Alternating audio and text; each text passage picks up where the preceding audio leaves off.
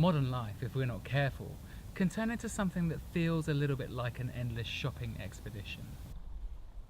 And I'm not talking about this consumer culture that we live in. I'm talking about how easy it is for us to get into this kind of I'll be happy when mindset. I'll be happy when I have this new car. I'll be happy when I get this promotion at work. I'll be happy when everything just calms down a little bit. The problem with this mindset is that if we're constantly searching for the new ingredient that will create the perfect recipe for our future happiness, then it can be easy to feel like we don't have the time or the opportunity to really enjoy the beautiful dish that can be made of the ingredients we already have. I'm not saying it's wrong to add a little bit of extra seasoning here or a bit of spice there, but it's only really by tasting the dish that we'll really know what's missing.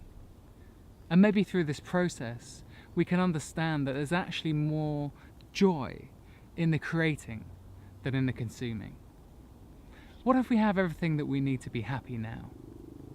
Maybe happiness is more of a decision than a destination.